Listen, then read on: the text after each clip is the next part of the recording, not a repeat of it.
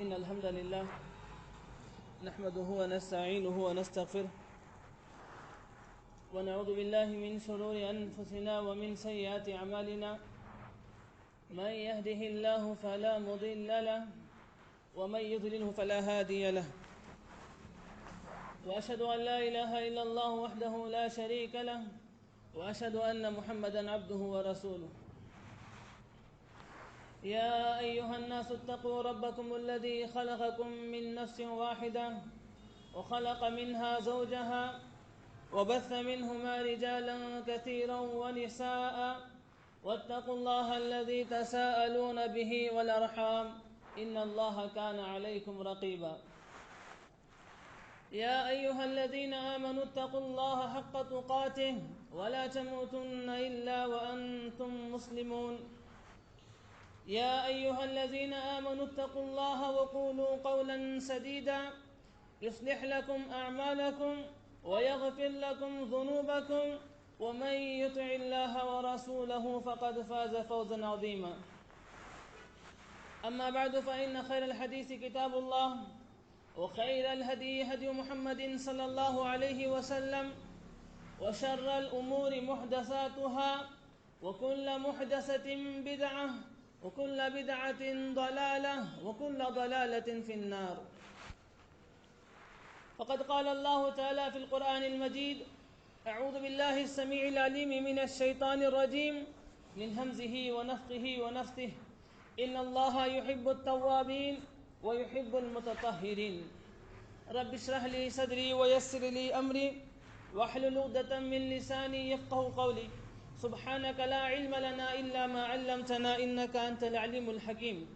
اللهم اجعل عملي كله صالحا واجعله لوجهك خالصا ولا تجعل لأحد فيه شيئا. ہر قسم کی تعریفات، توصیفات، حمد و ثنا، کبریائی، بڑھائی، بزرگی، برتری اللہ رب العالمین کے لائق و زیبا ہے، جو خالق کائنات، مالک ارض و سما، رازق دو جہاں رب العالمین ہے۔ اللہ تعالیٰ کی حمد و ثنا کے بعد درود و سلام نازل ہو تمام انبیاء اکرام پر، بالخصوص میرے اور آپ کے آخری نبی جناب محمد رسول اللہ صلی اللہ علیہ وسلم پر۔ آپ کے بعد ان بزرگ ہستیوں پر بھی اللہ رب العالمین کی رحمتوں کا نزول ہو، برکتوں کا نزول ہو، جنہوں نے اس اسلام کو دنیا کے کونے کونے، دنیا کے ہر خطے میں پھیلانے کی خاطر ہر طرح کی قربانیاں پیش کی۔ معزز حاضرین، خطبہ جمعہ کے لیے جس موضوع کا انتخاب کیا گیا ہے، یہ موضوع آپ کے علم میں ہے، وہ ہے وضو کے تعلق سے وضو کی اہمیت کیا ہے، وضو کی فضیلت کیا ہے۔ ہم اور آپ اچھی طریقے سے جانتے ہیں کہ وضو کہتے کسے ہیں، وضو کب کرتے ہیں، اس کا طریقہ کیا ہے۔ یقین مانیں کہ شریعت کے اندر وضو کا جو ہے بڑا مقام ہے، وضو کا جو ہے بڑی اہمیت شریعت کے اندر بیان کی گئی ہے۔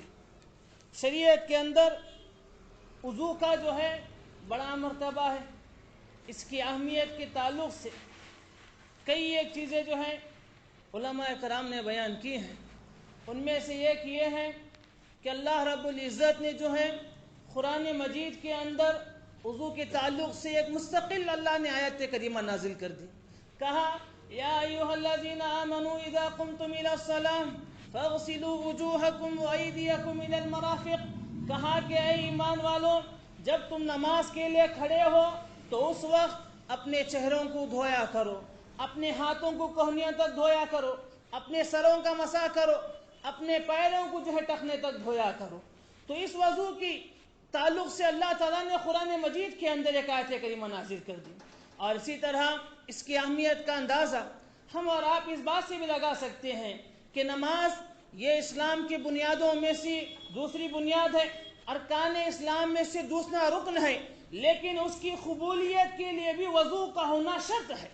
جس کا وضو ہے اس کی نماز ہے، جس کا وضو نہیں اس کی نماز نہیں۔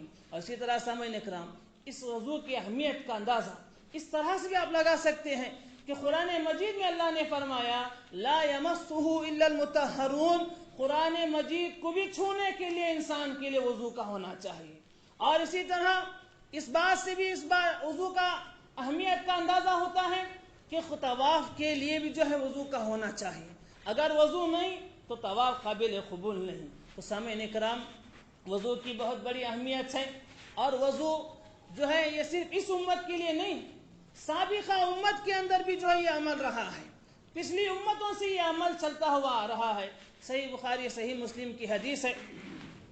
اللہ کے نبی صلی اللہ علیہ وسلم فرماتے ہیں کہ بنی اسرائیل میں جو ہے ایک نیک آدمی ہوا کرتے تھے جن کا نام جریج تھا. وہ اپنی عبادت میں بہت مشہور تھے اور اپنی عبادت کے لیے جو ہے عبادت کرنے کے لیے ایک خاص جگہ بنا کر رکھے تھے جہاں جا کر وہ عبادتیں کیا کرتے تھے. اچانک یہ ہوا کہ ایک مرتبہ وہ نماز پڑھ رہے تھے. ان کے والدہ آئی اور آ کر آواز لگائی، کہا کہ جریج. تو جریج جو ہے نماز پڑھ رہے تھے، آواز نہیں دے سکے اور نماز میں خیال کرنے لگے، اے اللہ کیا میں اپنی نماز کو مکمل کروں یا میری والدہ کی پکار پر لبیک کہوں؟ کہے کہ اسی چکر میں تھے کہ آپ نماز مکمل کر دی. دوسری مرتبہ آئے، پھر بھی آپ نماز میں تھے. تیسری مرتبہ آئے، پھر بھی آپ نماز میں تھے. والدہ کو جو ہے غصہ آ گیا. والدہ نے انہیں بددعا دے دی. کہا کہ اے جریج، تجھے اس وقت تک موت نہ آئے جب تک تو کسی بدکار عورت کا چہرہ نہ دیکھ لے. چونکہ وہ عبادت میں بڑے مشہور تھے، بنی اسرائیل میں بڑے ان کے چرچے تھے عبادت کے. تو لوگوں نے پوچھا، آپس میں مشورہ کیا، شرپسند لوگوں نے پوچھا کہ دیکھو جریج کو جو ہے کون گمراہ کرے گا. تو اس وقت ایک عورت تھی جو بڑی خوبصورت عورت تھی، جو طوائف عورت تھی. اس نے کہا کہ میں جا کر جریج کو جو ہے گمراہ کروں گی، اس کی عبادتوں میں رکاوٹ ڈالوں گی، راہ راست سے اسے میں بھٹکاؤں گی. تو لوگوں نے کہا کہ ٹھیک ہے جاؤ. تو وہ جریج کے پاس گئی اور جا کر جریج سے اس نے آمدہ جریج کو کہا کہ چلو تم میرے ساتھ برا کام کرو، غلط کام کرو. تو جریج نے منع کر دیا. تو اس عورت نے دیکھا کہ ایک بغل میں پہاڑی کے نیچے ایک چرواہا ہے، بکریاں جانوروں کو چلا رہا تھا. تو اس کے ساتھ اس کے پاس گئی اور غلط کام کر دیا. چند دنوں کے بعد اس سے بچہ پیدا ہوا. تو قوم والوں کے پاس آ کر کہنے لگی، یہ دیکھو یہ میرے ہاتھ میں جو بچہ ہے یہ جریج کا بچہ ہے. تو لوگوں کو بڑا غصہ آیا. لوگوں نے جا کر ان کو خوب مارا، ان کی عبادت کی جگہ کو پھوڑ دیا. انہیں پتہ ہی نہیں تھا کہ انہیں کیوں مارا جا رہا ہے. تو جریج نے پوچھا کہ مجھے مار کیوں رہے ہو؟ تو کہا کہ یہ عورت کہتی ہے کہ تو نے اس کے ساتھ غلط کام کیا ہے، یہ بچہ تیرا ہے. اس عورت نے کہا ہے. تو جریج نے کہا کہ روکو، مجھے تھوڑا سا وقت دے دو. تو کہتے ہیں کہ حدیث کے الفاظ ہیں، کہا فتوضأ وصلى، کہا کہ جریج گئے اور وضو کیا اور نماز پڑھ کر آئے اور آ کر بچے کے پاس آ کر کہا کہ بچے سے پوچھا کہ تیرے باپ کا نام کیا ہے؟ تو وہ بچہ جو دودھ پیتا بچہ تھا، جسے کچھ بات کا شعور نہیں، وہ بچہ اپنی زبان سے کیا اٹھا کہ فلاں چرواہا میرا باپ ہے. تو لوگوں کو بڑا افسوس آیا. تو سامعین اکرام، اس حدیث کے اندر کئی ایک چیزیں بیان کی ہیں اللہ کے نبی نے. سب سے پہلی بات تو یہ کہ اپنے ماں باپ کے ساتھ انسان کو حسن سلوک کرنا چاہیے، ان کا دل نہیں دکھانا چاہیے، ان کے ساتھ جو ان کی اطاعت فرمانبرداری کرنا چاہیے. یاد رکھیں ماں باپ کی دعا میں جتنا اثر ہے، ماں باپ کی بد دعا میں بھی اتنا اثر ہے. ماں باپ اگر اپنے بچے کے حق میں بد دعا کر دیں، یقین مانے کہ وہ بد دعا خالی نہیں جاتی. اور اسی طرح اس حدیث سے یہ بھی پتہ چلتا ہے کہ انسان جو اللہ کے لیے اپنی زندگی کو وقف کر دیتا ہے، عبادتوں میں اپنی زندگی لگاتا ہے، اللہ کی اطاعت کرتا ہے، اپنی زندگی کو اللہ کے لیے وقف کر دیتا ہے، تو اللہ تعالیٰ اس کے ساتھ ہو جاتا ہے. یہ حدیث اس بات کی شاہد ہے، گواہ ہے کہ دیکھیے کہ دودھ پیتا بچہ جسے کچھ بات کا علم نہیں، پتہ ہی نہیں اس کا باپ کون ہے، ایسا بچہ جو ہے اپنی زبان سے کہہ اٹھا کہ فلاں چرواہا میرا باپ ہے. اسی طرح سامعین اکرام، اس حدیث کے اندر الفاظ ہیں، کہا کہ فتوضأ وصلى، جریج گئے، وضو کیے اور نماز بھی پڑھے. تو یہ واقعہ بنی اسرائیل کا ہے. تو اس سے پتہ چلا کہ وضو جو ہے صرف اس امت میں نہیں ہے بلکہ پچھلی امتوں سے چلتا آیا ہوا یہ عمل ہے. تو سامعین اکرام، جہاں تک اس کی اہمیت ہے، اللہ کے نبی نے فرمایا کہ وضو کو جو ہے محافظت کرنا، وضو پر جو ہے پابندی سے وضو کرنا، یہ ایک مومن کی علامت ہے. مومنوں کی یہ علامت ہے کہ وہ وضو سے وضو کی جو حفاظت کرتے ہیں. اللہ کے نبی صلی اللہ علیہ وسلم نے فرمایا، کہا کہ ان من افضل اعمالکم الصلاۃ، کہا کہ یاد رکھو تمہارے اعمال میں، تمہاری نیکیوں کے کاموں میں سب سے افضل اگر کوئی کام ہے تو وہ نماز ہے. اور آگے فرمایا وَلَا يُحَافِظُ عَلَى الْوَضُوءِ إِلَّا مُؤْمِنٌ، کہا کہ وضو پر حفاظت وہی کرتا ہے جو مومن ہوتا ہے۔ تو وضو کی حفاظت کرنا، وضو برابر کرتے رہنا، نمازوں کے وقت وضو کرنا، اچھے طریقے سے وضو کرنا، جیسے اللہ کے نبی نے کہا ہے ویسے وضو کرنا، یہ ایک مومن کی پہچان ہے۔ تو جہاں تک اس کی اہمیت ہے، اس کی فضیلتیں بڑی بڑی ہیں، بڑی بڑی فضیلتیں قرآن و حدیث میں اس کی بیان کی گئی ہیں۔ اللہ کے نبی صلی اللہ علیہ وسلم فرماتے ہیں کہ جو لوگ وضو کرتے ہیں ان لوگوں کے گناہ معاف ہو جاتے ہیں، اللہ تعالیٰ ان کے درجات کو جنت میں بلند فرماتے ہیں۔ نبی کریم فرماتے ہیں الا ادلکم علی ما یمحو اللہ بہ الخطایا، کہا اللہ کے نبی صحابہ بیٹھے ہوئے تھے، موجود تھے، کہا کہ اے صحابہ کیا میں تمہیں ایسے عمل کے بارے میں نہ بتاؤں جس عمل کو تم کرو گے تو اللہ تعالیٰ اس عمل کے ذریعے سے تمہارے گناہوں کو معاف کر دے گا۔ اور آگے فرمایا وَيَرْفَعُ بِهِ الدَّرَجَاتِ، اور اس عمل کے کرنے کی وجہ سے اللہ تمہارے جنت میں درجات کو بلند کرے گا۔ صحابہ نے کہا کہ اللہ کے نبی ایک عمل کے دو اجر، دنیا میں اللہ اس کے گناہ بھی معاف کر رہا ہے، جنت میں اس کے درجات کو بلند کر رہا ہے۔ صحابہ نے کہا قالوا بلا یا رسول اللہ کے نبی کیوں نہیں، آپ ہمیں وہ عمل بیان کیجئے۔ اللہ کے نبی نے کہا اسباغ الوضوء علی المکارہ، کہا کہ دیکھو وضو پر جو ہے محافظت کیا کرو، وضو کو جو ہے مکمل وضو کیا کرو، وضو میں سستی کاہلی نہ کیا کرو، وضو کو جو ہے سستی کاہلی کی وجہ سے نہ چھوڑو۔ یقین مانے کہ ہو سکتا ہے کہ ٹھنڈی کے دن ہو، دل نہیں مانتا ہے پانی یوز کرنے کے لیے، ہو سکتا ہے کہ آپ کے دل میں جو ہے آپ کے لیے کچھ ہو وضو کرنے کے لیے آپ پانی نہ یوز کریں، لیکن ایسے وقت بھی اگر آپ پانی کا استعمال کرتے ہوئے آپ وضو کریں گے تو یقین مانے کہ اللہ کے گناہوں کو معاف کرے گا۔ اور سامعین کرام، گناہ کتنے گناہ اللہ معاف کرے گا؟ آپ وضو کر رہے ہیں، کتنے گناہ اللہ معاف کرے گا، کتنے درجات کو اللہ آپ کی جنت میں بلند کرے گا۔ اللہ کے نبی فرماتے ہیں، ابو ہریرہ سے روایت فرماتے ہیں، نبی نے فرمایا من تطہر فی بیتہ ثم مشى الی بیت من بیوت اللہ، فرماتے ہیں کہ جو آدمی اپنے گھر میں وضو کرتا ہے، گھر سے وضو کر کر نکلتا ہے، مسجد کو آتا ہے تاکہ اللہ نے جو اس پر نماز فرض کی ہے اس نماز کو ادا کریں، تو اللہ کے نبی فرماتے ہیں کانت خطوتہ، فرماتے ہیں کہ اس کے دو قدم ہوتے ہیں، یہ قدم پر اللہ اس کے گناہ کو معاف کرتا ہے اور یہ قدم پر اللہ اس کے جنت میں درجات کو بلند کرتا ہے۔ سوچے کہ جس کا اگر کسی کا گھر اور مسجد کے فاصلے میں اگر 50 قدم بھی اگر ہوں تو اللہ تعالیٰ 25 گناہوں کو معاف کر دیتا ہے اور 25 درجات کو جنت میں بلند کر دیتا ہے۔ اگر 500 ہو، اگر 1000 ہو تو سوچے کہ جس کا گھر جتنی زیادہ دور ہوگا اللہ تعالیٰ اس کے ہر قدم پر اللہ اس کے گناہوں کو معاف کریں گے اور ہر قدم کے بدلے اللہ تعالیٰ اس کے جنت میں درجات بلند کریں گے۔ اسی طرح سامعین کرام، گناہ کتنے معاف ہوں گے؟ ابو عثمان فرماتے ہیں اللہ کے نبی صلی اللہ علیہ وسلم جو ہے عثمان رضی اللہ عنہ جو ایک مرتبہ ایک پانی کا پیالہ منگائے، صحابہ کے درمیان جو ہے آپ نے وضو کر کر دکھایا، اس کے بعد کہا کہ اللہ کے نبی نے اسی طرح کیا، اس کے بعد آپ صلی اللہ علیہ وسلم فرمایا کہا من توضأ نحو وضوئی، فرمایا کہ جو آدمی میں نے جیسے وضو کیا ہے اس طرح وضو کرے گا، ثم صلی رکعتین، پھر 2 رکعت نماز پڑھے گا، ان وضو اور نماز کے درمیان کوئی گفتگو نہیں، بیکار کی بات نہیں کیا ہوگا، وہ آدمی جو ہے تو اللہ کے نبی فرماتے ہیں غفر اللہ لہ ما تقدم من ذنبہ، کہا کہ وضو کرنے کے بعد کوئی بات نہیں، 2 رکعت اس نے نماز پڑھ لی، کہا کہ اللہ اس کے سابقہ گناہوں کو معاف کر دیتا ہے، پچھلے اللہ تعالیٰ اس کے صغیرہ گناہوں کو معاف کر دیتا ہے۔ تو یہ وضو جو ہے بڑی فضیلت والا عمل ہے۔ اسی طرح سامعین کرام، انسان کے گناہ کیسے معاف ہوتے ہیں؟ وضو کرنے سے ہم نے آپ نے سنا تھا کہ گناہ معاف ہوتے ہیں، کیسے گناہ معاف ہوتے ہیں؟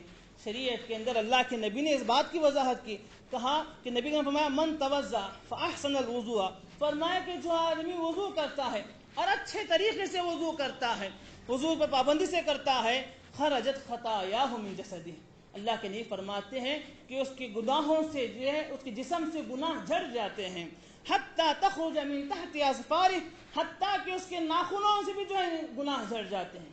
اور جگہ اللہ نے فرمایا، کہا کہ جو آدمی وضو کرتے اپنے چہرے کو دھوتا ہے، جیسے چہرے کا پانی گرتا جاتا ہے اس کے گناہ ویسے ویسے ٹپکتے جاتے ہیں، حتیٰ کہ جو ہے ہاتھ دھوتا ہے تو ہاتھ سے اس نے جو جو گناہ کیے وہ گناہ جھڑتے جاتے ہیں، پیر دھوتا ہے پیر سے اس نے جو جو گناہ کیے وہ گناہ جھڑتے جاتے ہیں۔ تو وضو سے جو ہے انسان کے گناہ معاف ہوتے ہیں۔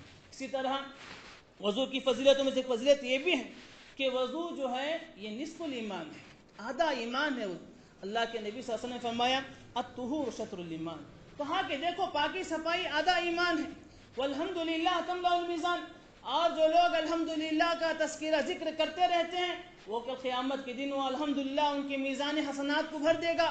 سبحان اللہ والحمدللہ، جو لوگ اس کا تذکرہ کرتے رہتے ہیں آسمان و زمین کی برابر خلا کو وہ بھر دے گا۔ اور آگے اللہ کے نبی نے حدیث کے آخر میں فرمایا، کہا کل ناس یغدو، کہا کہ ہر انسان اپنی زندگی میں صبح کرتا ہے، فبائع نفسہ، اپنے نفس کو خریدتا ہے وہ، فمعتقها، کہا کہ بعض لوگ اپنے نفس کو خرید کر آزاد کر دیتے ہیں اور بعض لوگ اپنے نفس کو خرید کر ہلاک کر دیتے ہیں۔ تو مطلب کیا ہے؟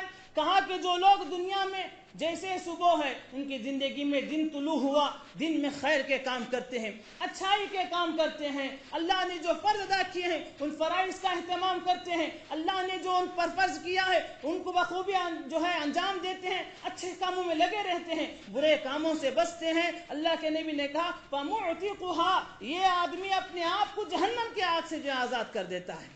اور جو آدمی اپنی زندگی کو جو ہے ایسے ایک مذاق کھیل بنا لیا، صرف کمانا کھانا یہی زندگی میں ہے، صبح اٹھے کام کی فکر، شام کو آئے سونے کی فکر، بچوں کی فکر، عبادتوں کی طرف توجہ نہیں، گناہوں میں ملوث ہو جاتے ہیں۔ اللہ کے نبی نے کہا فَمُوبِقُهَا، وہ آدمی اپنی زندگی کو ہلاک کرتا ہے۔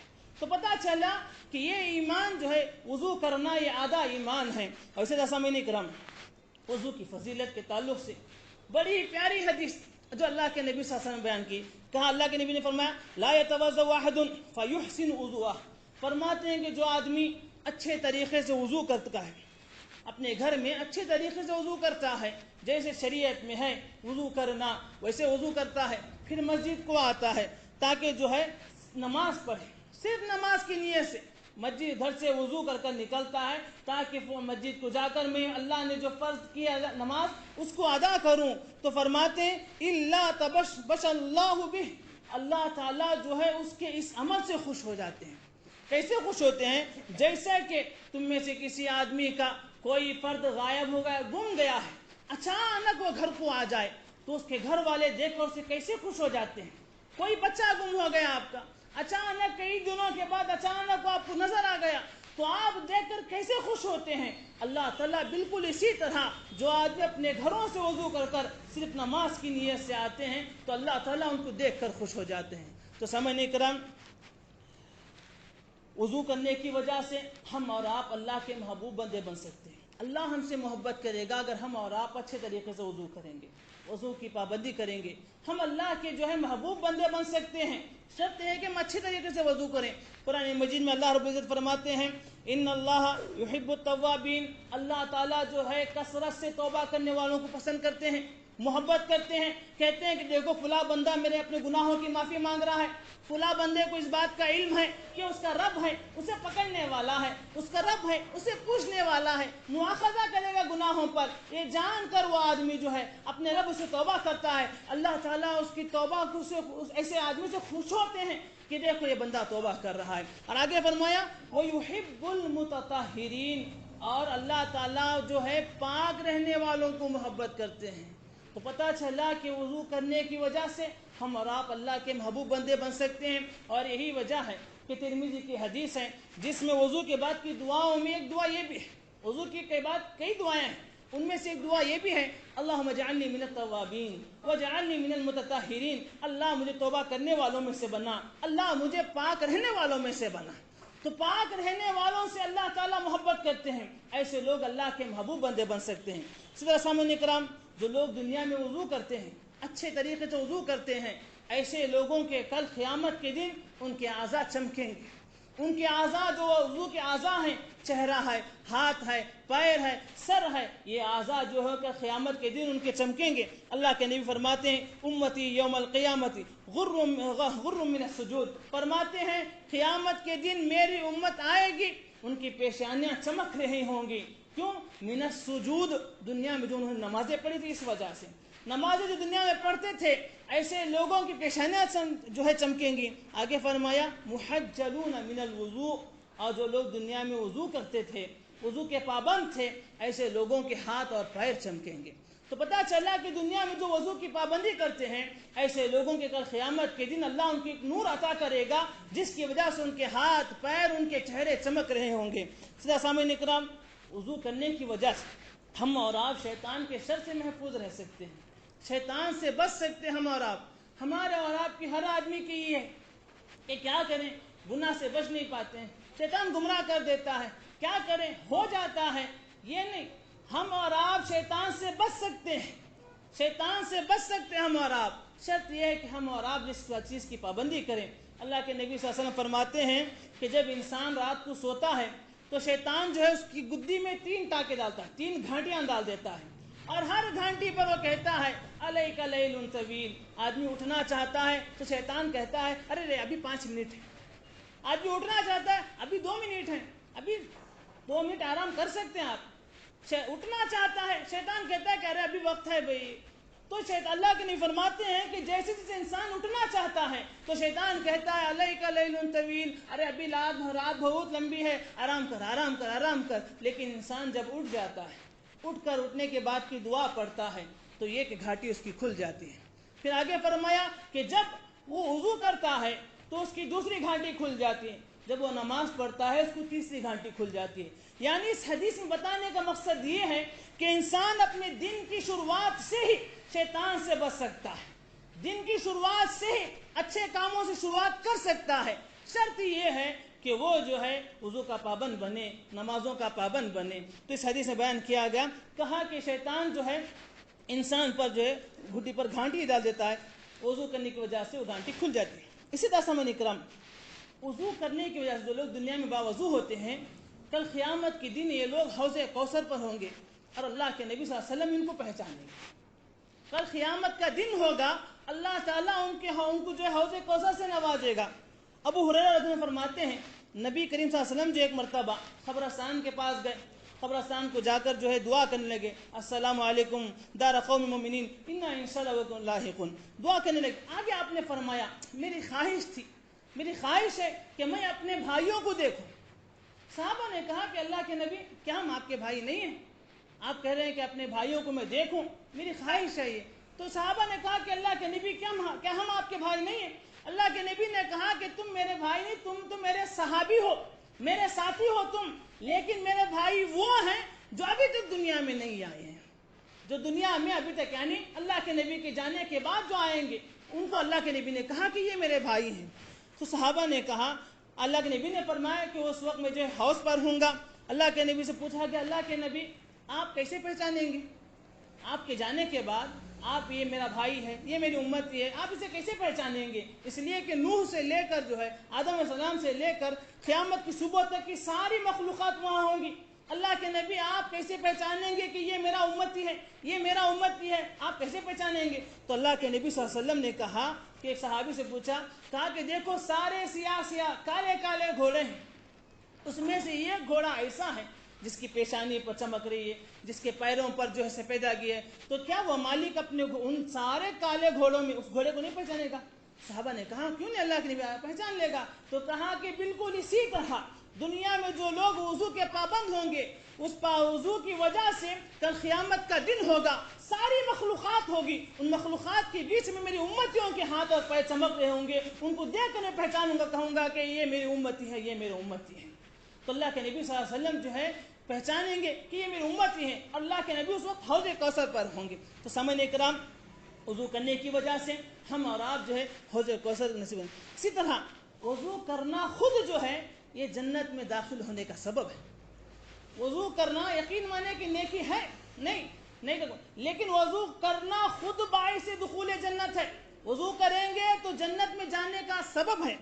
اللہ کے نبی فرماتے ہیں ما من مسلم یتوضأ فیحسن وضوءہ، فرماتے ہیں کہ جو آدمی دنیا میں وضو کرتا ہے، اچھے طریقے سے وضو کرتا ہے، کوتاہی نہیں، یہاں سکا وہاں سکا نہیں، بلکہ جہاں تک دھونا ہے برابر دھوتا ہے، جہاں خلال کرنا ہے برابر خلال کرتا ہے، جیسے مسح کرنا ہے برابر مسح کرتا ہے۔ کہا کہ اپنے وضو کو اچھی طرح سے کرتا ہے، پھر اس کے بعد جو ہے اپنے دل سے اللہ کی خاطر جو ہے قبلہ رخ ہو کر 2 رکعت نماز پڑھتا ہے الا وجبت لہ الجنہ، اللہ کے نبی فرماتے ہیں کہ اس کے لیے جنت واجب ہو جاتی ہے۔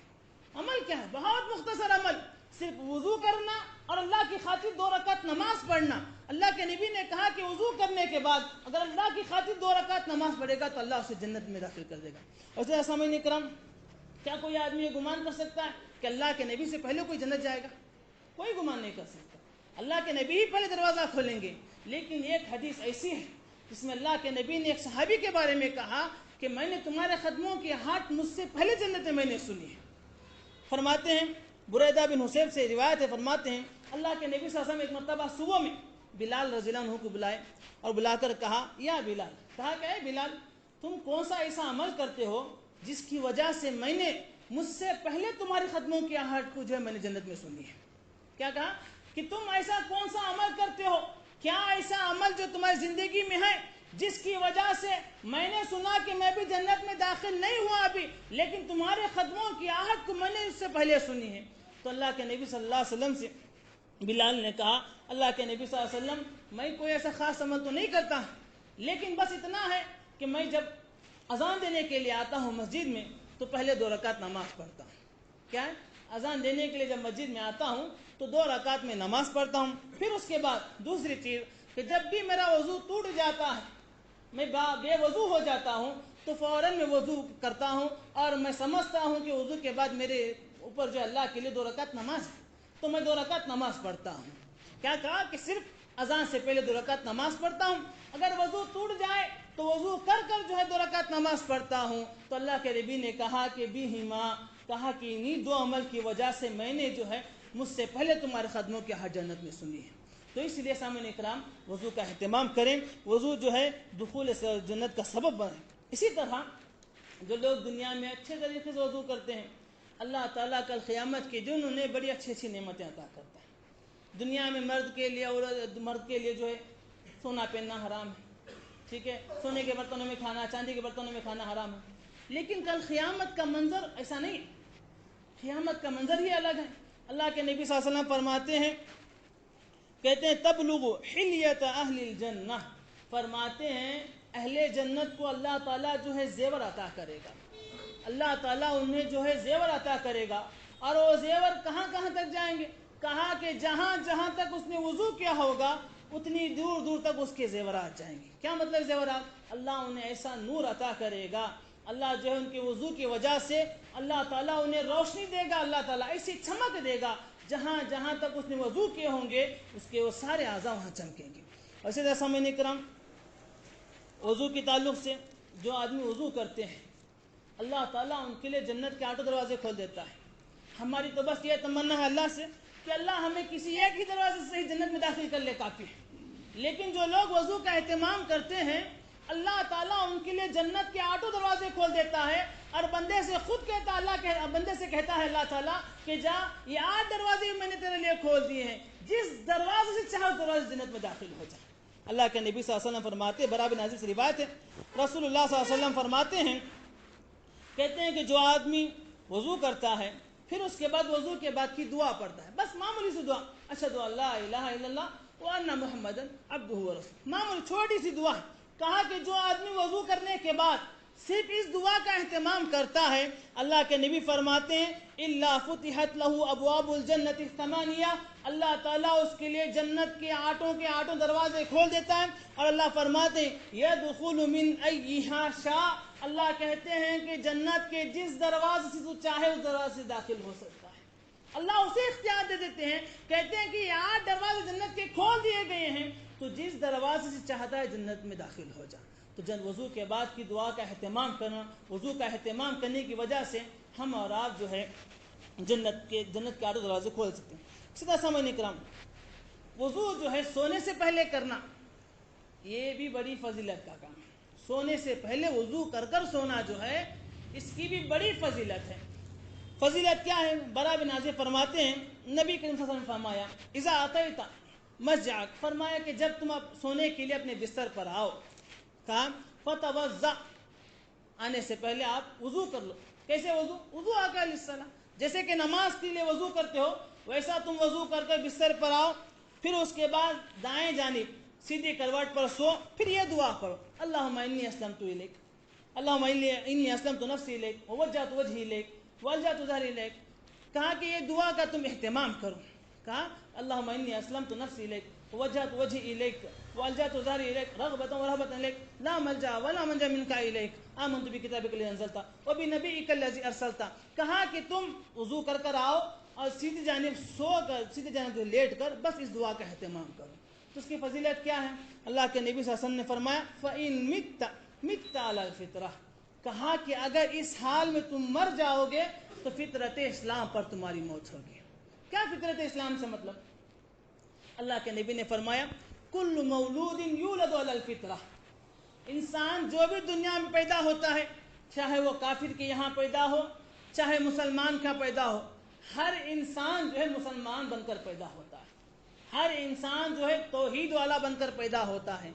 ہر انسان جو ہے مسلمان بن کر پیدا ہوتا ہے. اسی لیے اللہ کے نبی نے کہا کل مولود یولد علی الفطرہ. جو بھی دنیا میں پیدا ہونے والا پیدا ہوتا ہے تو وہ فطرت اسلام پر پیدا ہوتا ہے، یعنی مسلمان بن کر پیدا ہوتا ہے. اور جگہ اللہ نے کہا فطرت اللہ التی فطر الناس علیہا. یہ اللہ تعالیٰ کی فطرت ہے جس پر اللہ تعالیٰ نے انسان کو پیدا کیا. کیا مطلب؟ یعنی اللہ تعالیٰ نے انسان کو جب مسلمان بنا کر پیدا کیا، موحد بنا کر پیدا کیا، سیدھے راستے کے لیے اللہ نے پیدا کیا. اللہ تعالیٰ جب انسان جو دعا کا اہتمام کرے گا، اگر اس رات میں فوت ہو گیا تو وہ آدمی جو ہے موحد کی حالت میں انتقال پائے گا، وفات پائے گا. تو یہ بڑی فضیلت ہے، اس کا ہمیں اور آپ کو اہتمام کرنا چاہیے. اللہ رب العزت سے دعا ہے اللہ تعالیٰ ہمیں اور آپ کو سنی باتوں پر عمل کرنے کی توفیق دے. اللہ ہمیں اور آپ کو جو ہے وضو کا پابند بنائے. اللہ تعالیٰ اس میں کوتاہی کرنے سے بچائے. اللہ جو اس کے فضائل ہیں، جو فضیلتیں اللہ نے اس کی بیان کی ہیں، اللہ تعالیٰ ہمیں اور آپ کو، اللہ سارے مسلمانوں کو یہ فضیلتیں میسر کرے. اللہ جتنے بھی دنیا میں پریشان حال ہیں، اللہ سب کی پریشانیوں کو اللہ دور فرمائے. جو لوگ غریب ہیں اللہ ان کی غربت کو دور فرمائے. جو لوگ پریشان ہیں اللہ ان کی پریشانیوں کو آسانیوں بدل دے. اللہ جو لوگ محتاج ہیں ان کی محتاجی کو دور فرمائے. جو بیمار ہیں اللہ ان کی بیماریوں کو صحت میں بدل دے. اللہ تعالیٰ جو لوگ جو ہے بے کس ہیں اللہ ان کی بے کسی کو دور فرمائے.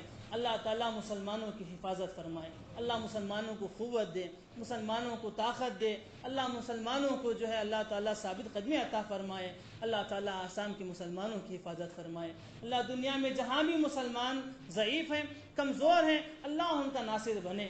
اللہ تعالیٰ ظالموں کو جو ہے ظالموں سے اللہ ان کی حفاظت فرمائے. اللہ حرمین شریفین کے اللہ تعالیٰ حفاظت فرمائے. اللہ جب تک زندہ رکھے کلمہ توحید پر زندہ رکھے، جب خاتمہ ہو خاتمہ بالخیر ہو. آمین. اقول قولی ھذا واستغفر اللہ لی ولسائر المسلمین انہ تواب الرحیم. وما علینا الا البلاغ اللہم بلغت اللہم اشہد.